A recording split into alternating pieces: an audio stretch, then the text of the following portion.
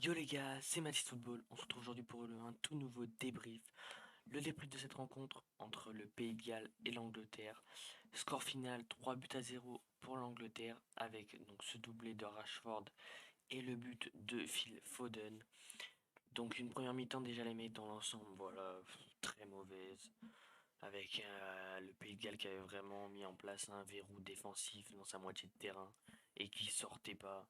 Je veux dire, la mi-temps de Bale qui sort d'ailleurs, bah, il sort à la mi-temps, Gareth Bale. Ses stats, c'est quand même 7 ballons touchés, 5 perdus, 4 passes, une seule réussie. Un duel, il l'a perdu aussi. Je veux dire, des stats aberrantes pour Gareth Bale. Donc ça monte la première mi-temps du Pays de Galles et l'Angleterre qui n'a pas été bonne non plus en première mi-temps. Voilà, qui a pas forcément eu de grosses occasions. Mais bon, ça se comprend, c'était très compliqué face à un verrou comme ça. Voilà, quand l'équipe défend à 11, on peut pas faire grand-chose. Et après, il y a cette deuxième période. Voilà, une faute à la 50e minute qui donne lieu à un coup franc transformé par Marcus Rashford. Donc là, on sent que ça le libère. Voilà, Rashford qui remarque, ça faisait un petit moment qu'il n'avait pas marqué. Bon, il a marqué face à l'Iran, mais on sent quand même que ça le délivre quand il marque. On sent que ça lui fait du bien. Il faut qu'il reprenne de la confiance aussi avec l'équipe d'Angleterre après son penalty loupé à l'Euro. Il faut qu'il reprenne un peu de confiance. Et juste derrière, après Marcus Rashford, c'est au tour de Phil Foden de marquer vraiment limite sur l'engagement juste après, sur une perte de balle galloise. Voilà le verrou qui a sauté en 2 minutes, 2 buts pour l'Angleterre. Et ensuite Rashford qui va inscrire un doublé à la 68e minute. Voilà, sur une superbe action personnelle. Donc bah, l'Angleterre qui confirme sa bonne phase de poule. Mis à part le match face aux États-Unis, où il y avait eu 0-0.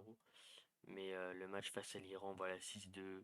Et là, il reconfirme 3-0. Maintenant, il faudra voir le bel au-dessus. Parce qu'ils vont affronter le Sénégal en huitième de finale. Donc logiquement, ça reste un adversaire à leur portée. Mais à voir comment les deux équipes seront à ce moment-là de la compétition. Parce que les phases de poule et les huitièmes ne représentent pas du tout la même chose. Tandis que les États-Unis rencontreront les Pays-Bas.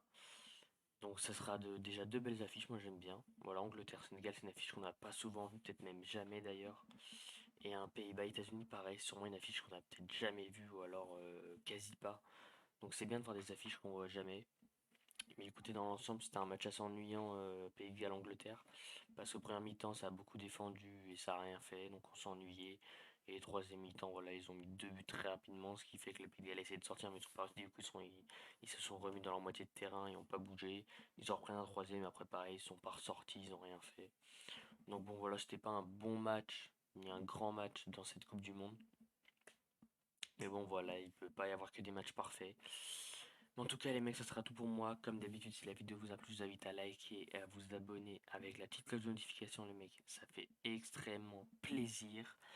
À commenter, à me donner vos tops et vos flops. Sur ce, c'était Mathis Football. Ciao, les